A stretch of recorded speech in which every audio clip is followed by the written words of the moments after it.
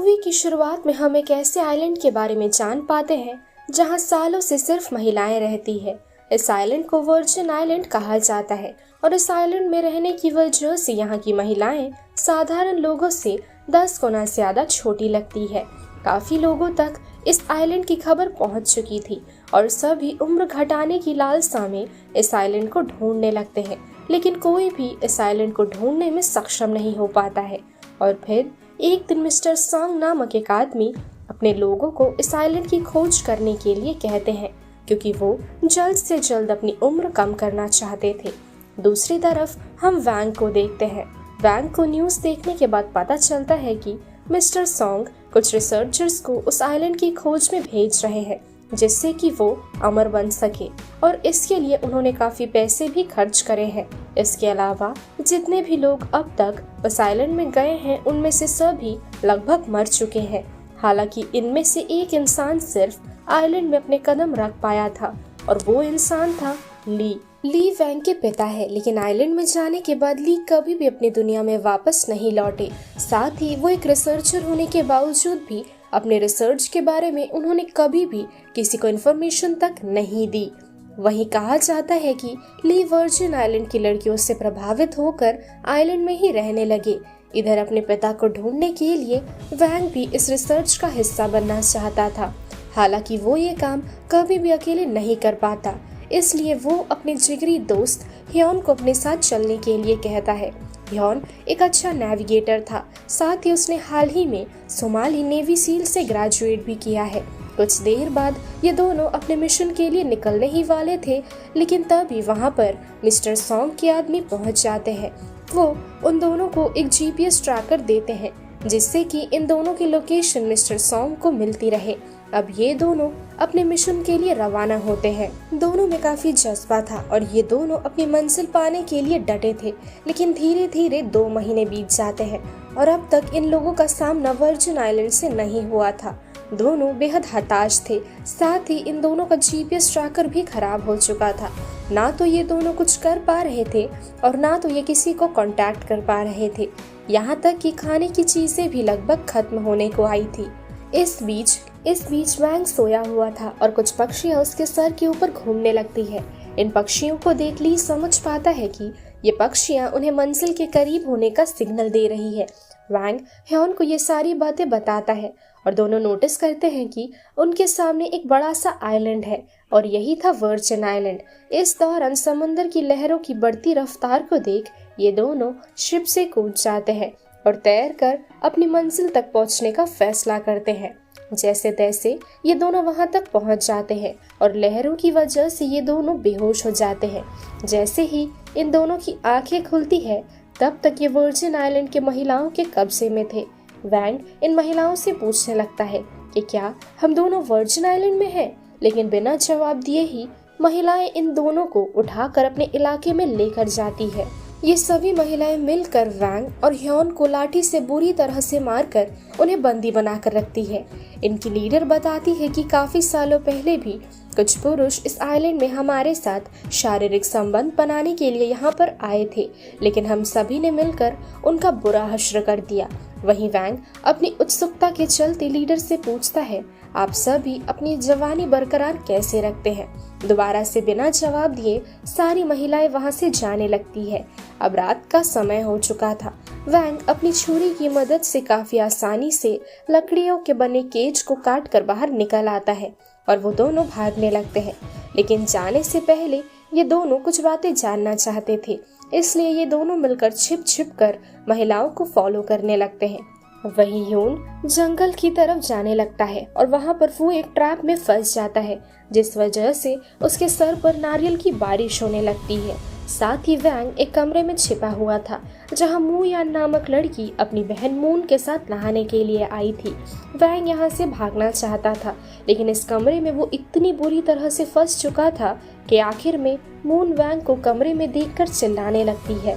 वैंग फौरन वहां से भागने लगता है, लेकिन लीडर अपनी टीम की मदद से वैंग और ह्योन दोनों को पकड़ लेती है। ह्योन काफी गुस्से में था और वो लीडर से लड़ना चाहता था, लेकिन लीडर की फौज के सामने इनकी एक नहीं चलती है और आखिर में ये दोनों को मौत की सजा सुनाई जाती है। इस बीच लीडर वैंग से पूछती है, आखिर तुम दोनों यहाँ किस मकसद से आए हो? वैंग बताता है वो अपने पिता को ढूंढने के लिए यहाँ आया है, जो 10 साल पहले इस आइलैंड में आए थे, लेकिन उनकी चिट्ठी के बाद उनका अता पता किसी को भी मालूम नहीं था। ये जानने के बाद लीडर कहने लगती है वो खुद भी उसके पिता को ढूंढ रही है और जैसे ही वैंग के पिता उसे मिल जाएंगे उसे जान से मार देगी। अब मरने से पहले दोनों लड़कों को अच्छे से मैरिनेट किया जाता है, क्योंकि कुछ देर बाद उन दोनों का कोरमा बनाने वाले हैं ये लोग। उन दोनों को देखने के लिए कमरे में मू यान चली आती है। मू यान भले ही इन लड़कों के सपोर्ट में नहीं थी, लेकिन वो इन दोनों की मौत के फैसले से खुश भी नहीं थी, इसलिए वो इन दोनों को भागने में सहायता करती है। लेकिन दोबारा से वो दोनों पकड़े जाते हैं और अगली सुबह उन दोनों को मारने के लिए वर्जिन आइलैंड के पवित्र पेड़ से बांध दिया जाता है। इस बीच चून नामक एक लड़की समंदर में डूबने लगती है और उसकी दोस्त आकर लीडर और टीम को इस बारे में खबर देती है। सभी समंदर की ओर भागने लगते हैं। इधर ये दोनों अपनी अपनी रस्सियां खोल लेते हैं, लेकिन ऐसा करते हुए ये दोनों अनजाने में पवित्र पेड़ पर आग लगा देते हैं और ये दोनों लड़के वहां से भागने लगते हैं। वैंग और ह्योन आइलैंड से भागने ही वाले थे, लेकिन ये दोनों मिलकर चून की जान बचाने का फैसला करते हैं। चून इन कुछ दिनों में ह्योन के लिए फील करने लगी थी, इसलिए वो लीडर से कहकर इन दोनों की सजा माफ करवा देती है। कुछ देर बाद लीडर को पवित्र पेड़ की जलने की खबर मिलती है और वो समझ पाती है कि इसके पीछे ह्योन और वैंग का हाथ है। दोबारा से इन दोनों को मौत की सजा सुनाई जाती है, लेकिन चून के रिक्वेस्ट करने पर लीडर इन दोनों लड़कों को 3 महीने का मौका देती है।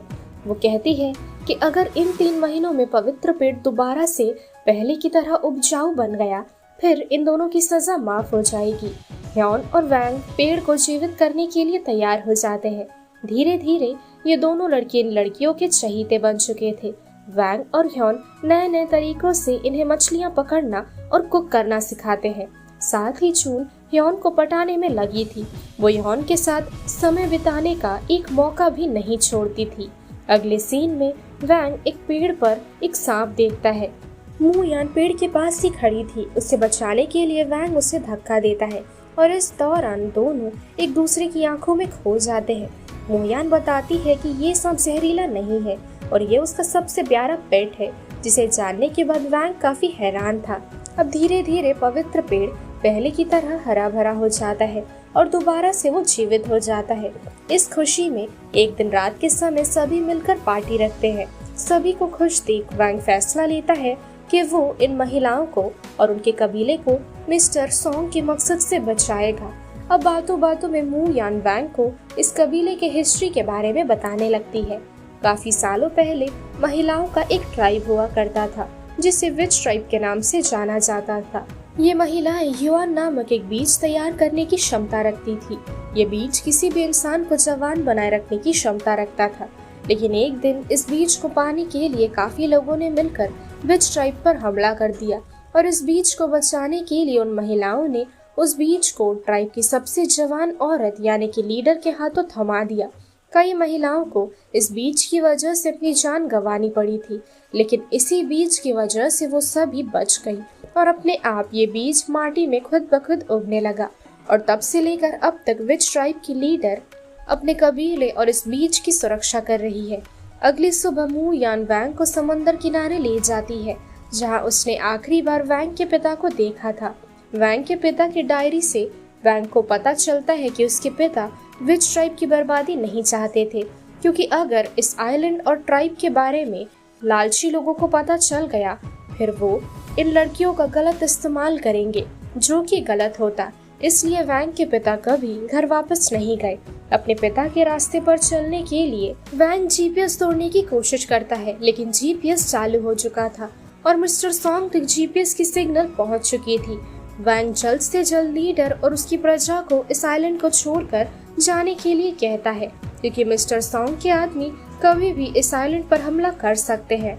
कुछ देर बाद मिस्टर सॉन्ग के आदमी आइलैंड में पहुंचते हैं और ये सारी लड़कियां मिलकर मिस्टर सॉन्ग के आदमियों को अपनी ओर आकर्षित करके नशे की चीजें खिलाकर बेहोश कर देती है। मिस्टर सॉन्ग के कांटेक्ट करने के बावजूद भी उनके आदमी उन्हें रिपोर्ट नहीं करते हैं, इसलिए मिस्टर सॉन्ग खुद जाकर आइलैंड में लड़कियों की खोज करने लगते हैं। हियोन और वैंग मिस्टर सॉन्ग से कहने लगते हैं कि ये आइलैंड वर्जिन आइलैंड नहीं है, लेकिन मिस्टर सॉन्ग को उन दोनों की बातों पर विश्वास नहीं था और वो अपने बाकी आदमियों से कहकर सभी को बंदी बना लेते हैं। और फिर वो वर्जिन आइलैंड की लीडर से उस राज के बारे में जानना चाहते थे जिसकी मदद से ये सभी अपनी जवानी को कायम रख पाते हैं। लीडर मिस्टर सॉन्ग को सच्चाई बताने से मना करती है। वहीं मिस्टर सॉन्ग छोटी मून को जान से मारने की धमकी देने लगते हैं। अंत में जबरदस्ती लीडर और बाकी लड़कियां मिस्टर सॉन्ग को उस पहाड़ की तरफ ले जाने लगती है जहां पर हियोन बीच और पौधे मिलते हैं, लेकिन बीच रास्ते में सभी मिलकर मिस्टर सॉन्ग के आदमियों का खात्मा कर देते हैं। जैसे तैसे मिस्टर सॉन्ग वैंग को लेकर वहां से भाग जाते हैं और सभी को मारने के लिए मिस्टर सॉन्ग वैंग के गले में एक टाइम बम लगा देते हैं। इस टाइम बम के सहारे वैंग को मौत की धमकी दी जाती है। मिस्टर सॉन्ग उससे हियोन बीच के बारे में पता लगाना चाहते थे।